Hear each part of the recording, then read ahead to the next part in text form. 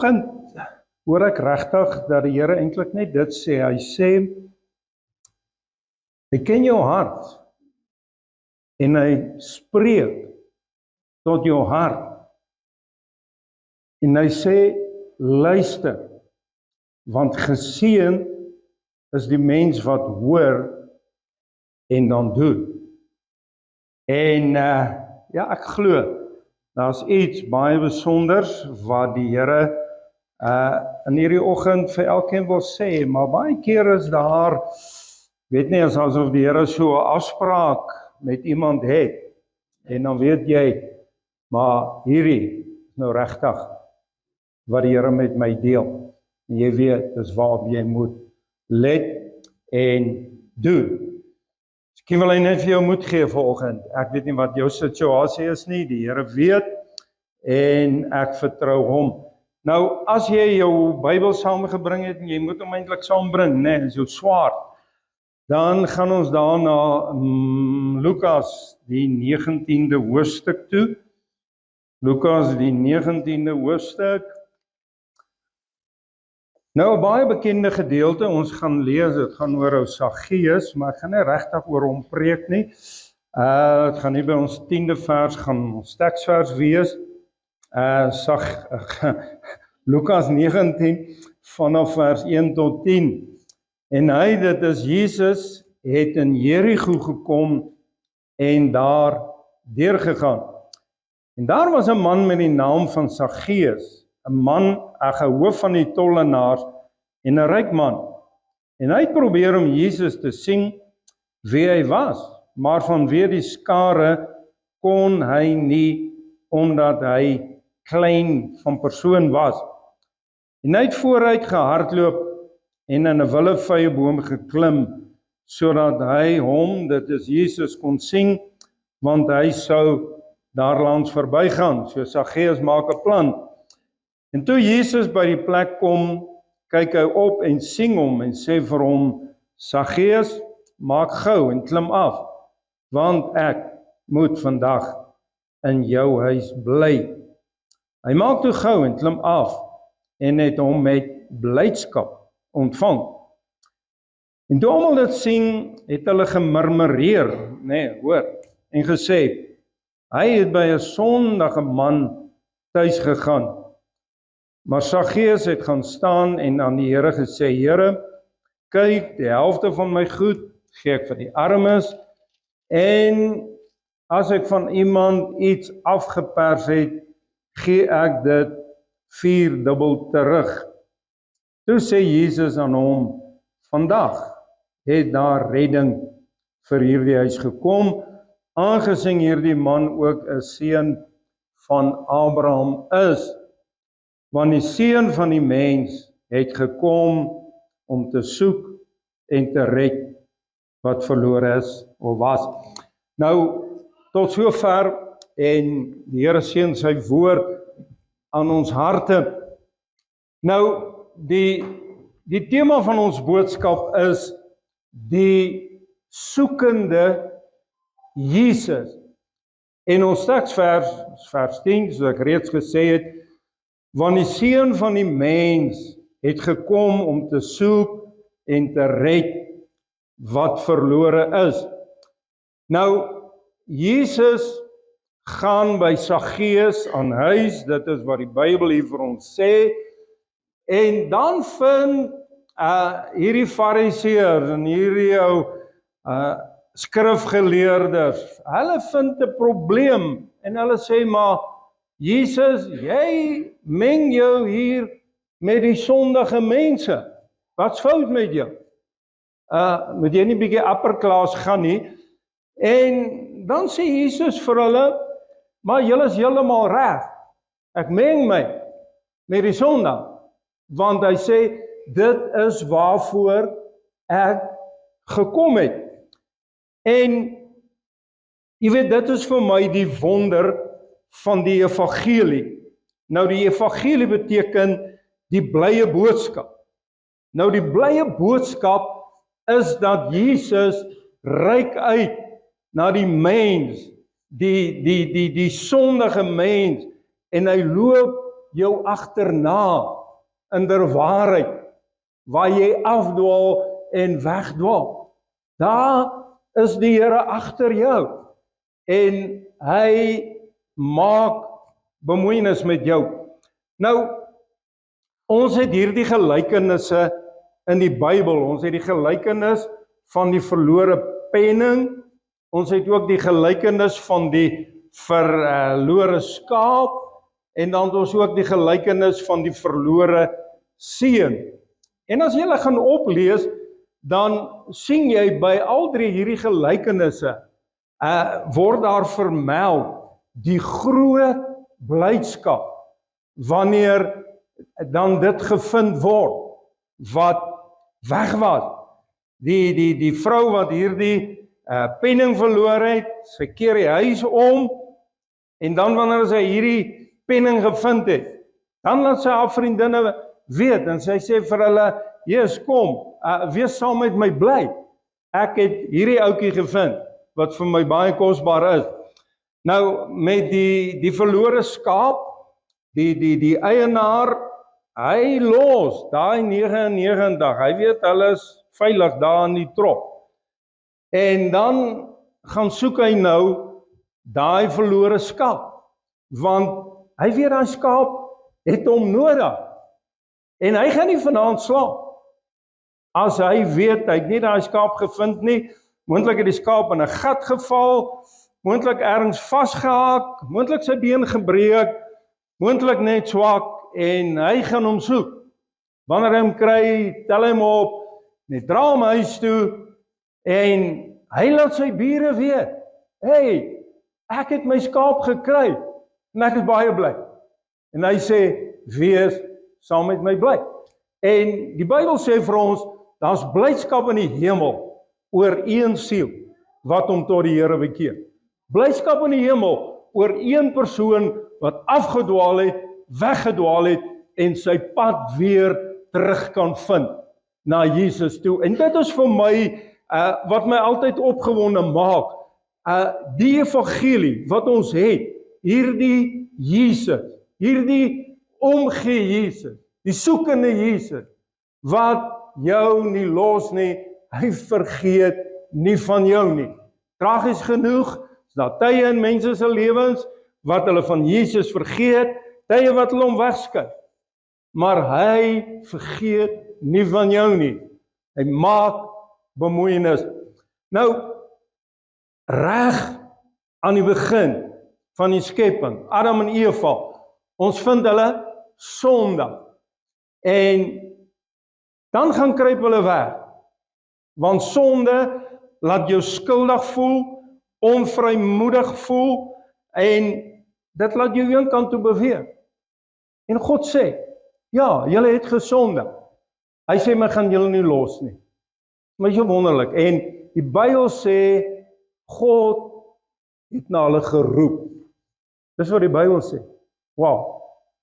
Adam, Eva, wow, is julle, hulle kruip weg, maar dan antwoord hulle ook. Jy weet, die tragiese van die lewe is baie keer, dat wanneer die Here mense roep, dan doen hulle die teenoorgestelde, hulle vlug weg. Maar hulle antwoord, en dan vind God hulle voel skaam, en hulle het vir hulle klere gemaak van vye blare, nee. Gaan nie werk nie. En dan sê die Bybel, God maak vir hulle klere van velle. En hier het ons die eerste aanduiding, dat die onskuldige dier moet sterf, om vergifnis van sonde vir ons te kan bring. Jesus Christus, die Lam van God, wat moet sterf, sodat ons sondige kleed kan uittrek en kan aflê, en die kleed van Christus Jesus, hy ons geregtigheid kan aantrek. Nou, ek wil u neem na 'n ander voorbeeld. Elia bevind homself onder 'n besembos. En dis 'n baie sleg tyd in die geskiedenis van die volk. Die volk het afvallig geword. Die bose, wie is hierdie vrou? Sy wil hom doodmaak.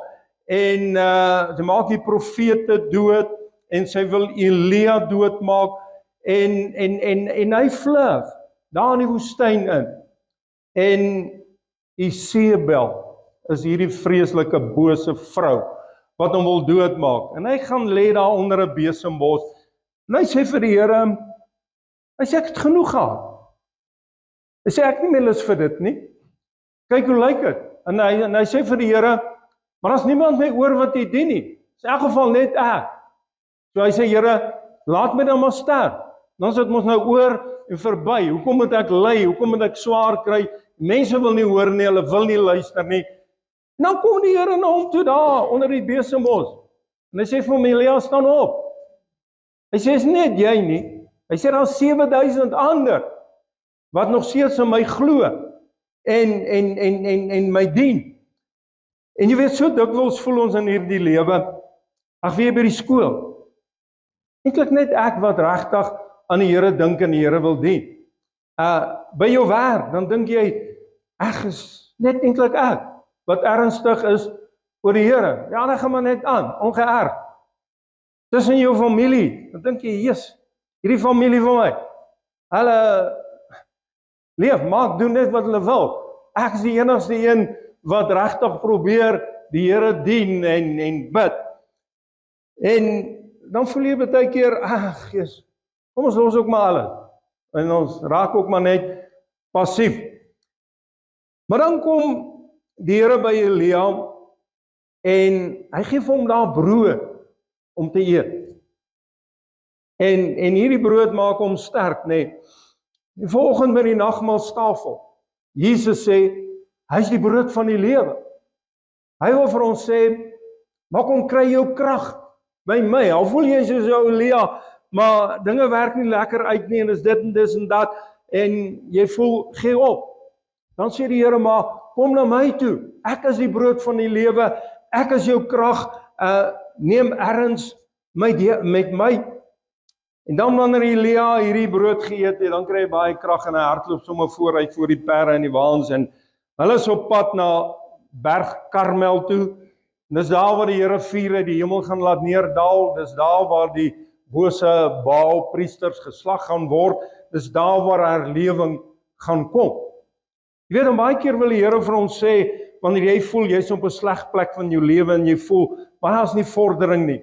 Dan wil die Here vir jou sê, maar skep moed. Want vorentoe gaan goeie dinge gebeur.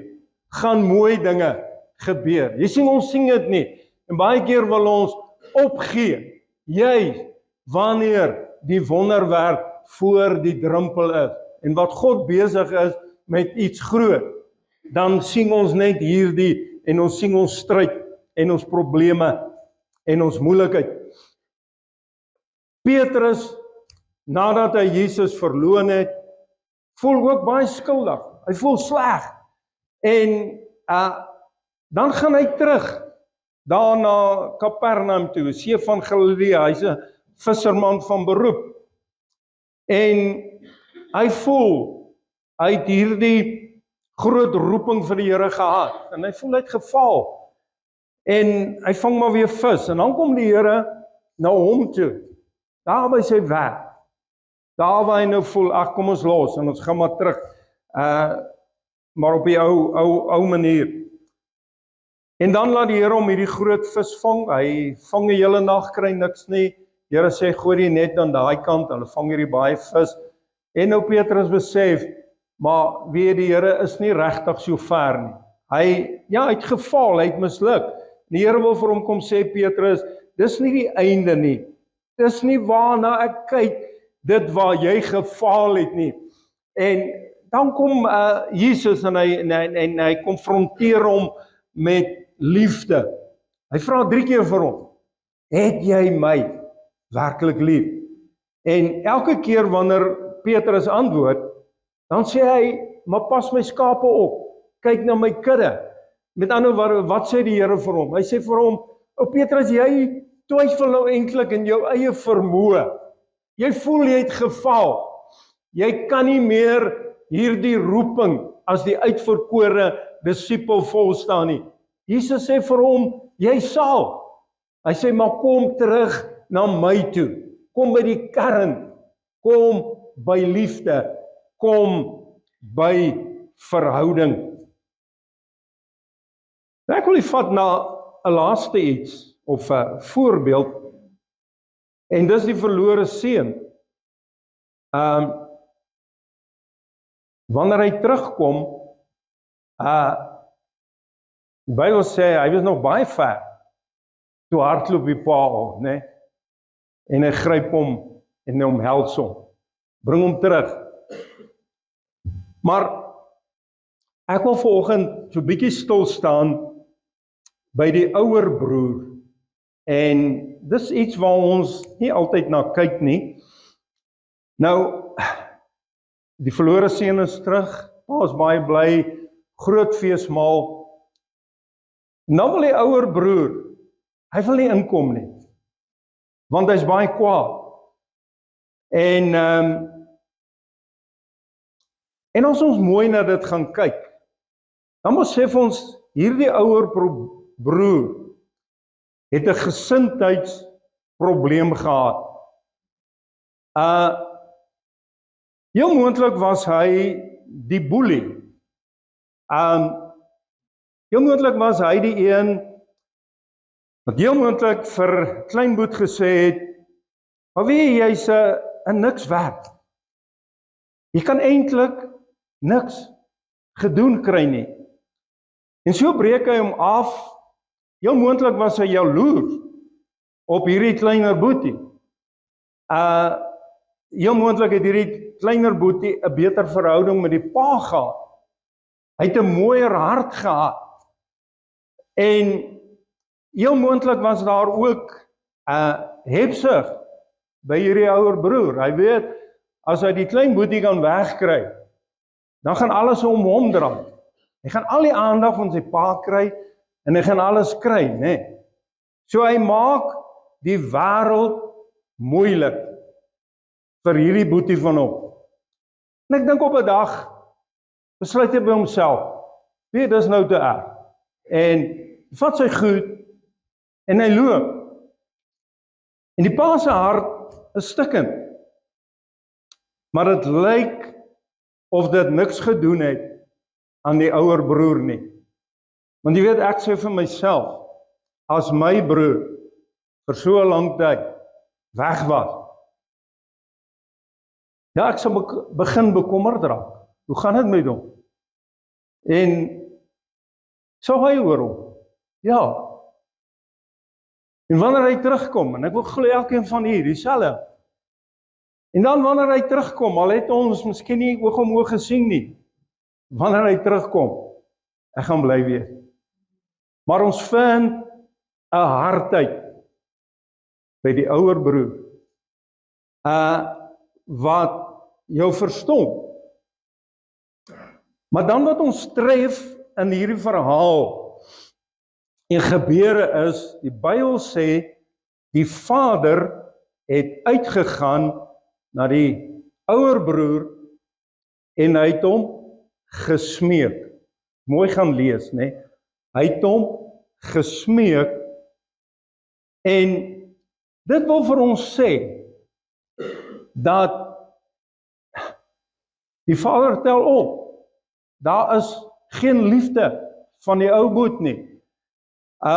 Hy sit met bitterheid in sy hart, daar's 'n wrok, daar's onvergewensgesindheid, daar's selfsug, daar's die eie ek. Want terwyl die vader hom smeek, sê die Bybel, hoor ons, hy sê, maar ek het al die jare hard gewerk. Wat sê hy? Ek, nee. So hy sê, dit gaan om my.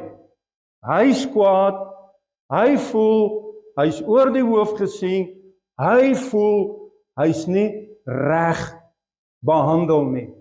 Jy sien, wanneer in jou hart inkruip selfsug, die eie ek, die eie belang en alles wat daarom gaan, dan kan jou hart nie uitgaan na hulle om jou nie.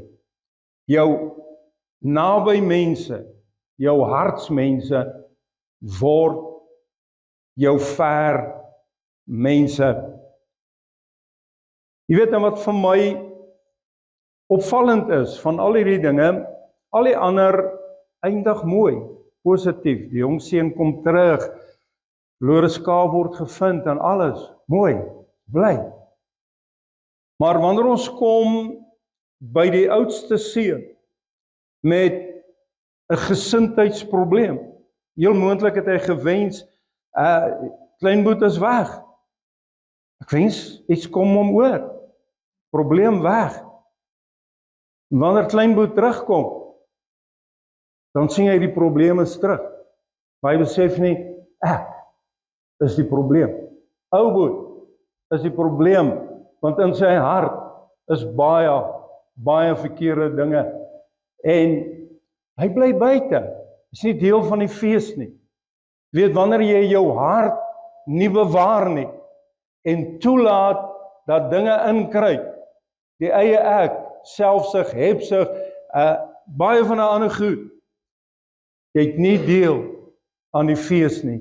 Die lekker ontbreek jou, die seëninge ontbreek jou, die vergifnis, die vrede ontbreek jou. En wanneer hierdie verhaal maar net so in die lig bly hang, Vader wat hom smeek, maar maak reg, vergewe, spreek vry, kom in, word daar nie vir ons gesê, maar hy het vergewe, gesê maar ekskuus, ek het besef, ek kyk verkeerd na dit, en gaan in en omhels sy broer, en hy maak sy pa bly.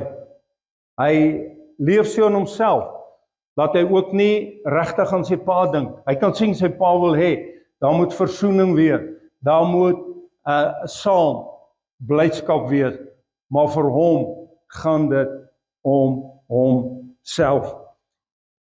Jy weet, in hierdie oggend wil die nagmaalstafel vir ons sê, daar sê Jesus wat vir ons omgee, en wat na jou toe uitreik, ongeag waar jy is, of jy afgedwaal het, of jy moedeloos is, of jy soos ou Petrus voel, maar ek weet nie of ek opleef nie, het voel vir my, ek skiet net tekort, en jy sukkel met skuldgevoelens, dan sê Jesus, ek het betaal vir jou, gooi daai goed weg, en gryp my hand, dis 'n nuwe dag, dis 'n nuwe môre.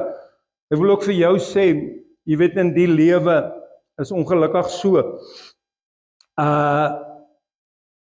In verhoudinge, so maklik loop dinge skeef, so maklik anders.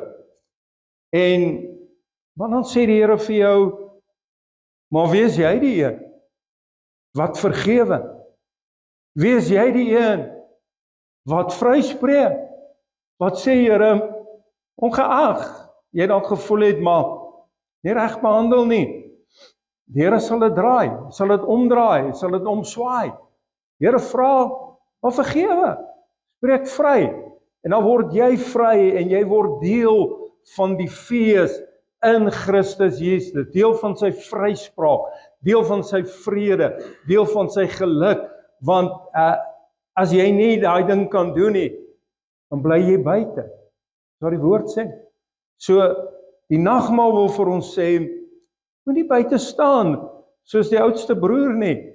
Kom in, kyk na jou hart, maak skoon, en deel met dit, en laat jy weer, jy weet die oomblik wanneer 'n mens deel, dan kan jy ook makliker by ander mense se harte uitkom. Want omdat jy jou hart mee deel en toelaat dat hy sag en oop bly, kan jy ook mense se hart sien en kan jy baie makliker met mense saam wees en net geniet en die wonder van die lewe ook ervaar. Ja, die lewe met al sy dinge. En tog in dit alles gee die Here ook vir ons mense, lekker mense, kinders van die Here, met wie ons saam kan wees. Maar ons moet in ons eie hart inkyk en kan sê, Here, hier is ek. En my lewe is oop en bloot voor U. Maar Here, ek wil uitgooi en weggooi wat nie van U is nie. Klee my met die kleed van geregtigheid, met die kleed van Christus Jesus. Kom ons buig ons hoofde in gebed.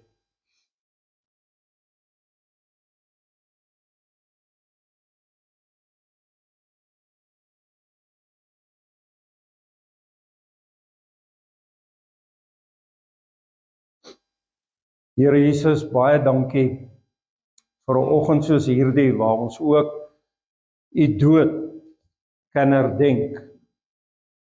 Here, en waar die woord vir ons so duidelik sê, U reik uit na die mens.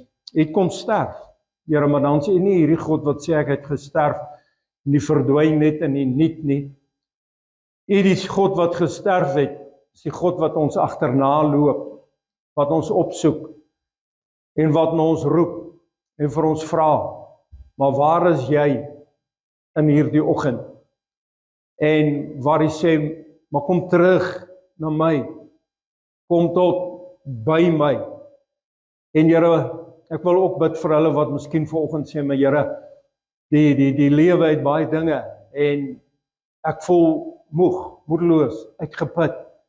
Dankie dat jy vanoggend vir ons kan sê soos Elia, maar staan op en vind jou krag in my, want Jesus, U is ons krag, U is ons lied, U is ons vreugde, U is ons sterkte. En dan wil ons aan hierdie oggend sê, Here, maar ek neem 'n keuse. Ek staan op. Ek kom staan by U. Ek kyk na U. My vertroue is in U. My geloof is in U gesetel. En ek wil ook vanoggend bid, Here, vir mense wat moet sê in hierdie oggend, Here, my eie hart. Here, ek wil nie wees soos die oudste seun nie. Ek wil niks binne in my toelaat wat nie hoort nie. En wat sê, Here, ek vergewe. Spreek vry. Wie dit ook al in hulle geval mag wees. Miskien het hulle dit gedoen. Miskien is dit nodig vanoggend maar net weer te sê, Here, ek spreek vry. Maak nie saak nie, Here. Op die oomblik gaan dit nie om my nie, Here. En wat ook al. Maar dit gaan om vergifnis. Dit gaan om die goeie hart. Dit gaan om die mooi hart. Die hart wat kan bly wees. Die hart wat kan omgee. Die hart wat kan uitreik na U, maar ook na mekaar toe. En ek wil bid dat vergifnis sal vloei. Here, ek wil bid dat elkeen van ons in hierdie oggend kan inkom, kan inbeweeg in die feesmaal. Want U het 'n feesmaal berei vir elke ware kind. Verlore seun kom in, hy's deel van die feesmaal. Here, en so wil U niemand uitsluit nie. Maar Here, vergewe ons waar ons onsself baie keer uitsluit. Help ons, Here, om nie met baie argumente te kom nie, maar om net te kan sê, Here, vergewe, was, en dat ons die voorreg het om vry te spreek, dinge agter te los, wat agter is, want die woord sê, vergeet die dinge wat agter is, en ek strek my uit na dit wat voor is. Dankie vir elke medegelowige. Wanneer ons aansit aan die nagmaalstafel, wil ek bid, Here, dat daar 'n versterking deur die Gees in ons verhouding met U sal kom, in ons wandel met U sal kom, dat ons sterk met U sal wandel, en Here, dat ons die pad met vreugde en met blydskap sal kan loop, vandag, môre, oormôre, elke dag, totdat U gaan kom op die wolke vir ons. Here, dit is 'n groot saak, En ons wil dit nie mis nie. Ons wil die ewigheid saam met U deurbring, want U wil ons daar hê. Dis hoekom U ons opsoek. Dis hoekom U na ons roep en vir ons sê, waar is jy? Vergewe ons waar ons dit baie keer nie hoor nie. Ons baie keer juis wegvlug. Maar help ons dat ons sal hoor elke keer wanneer U ons nader roep. Dus dankie vir hierdie oggend. Dankie vir U woord. Dankie vir U goedheid. En dankie vir dit wat U doen in ons lewe. In Jesus naam. Amen.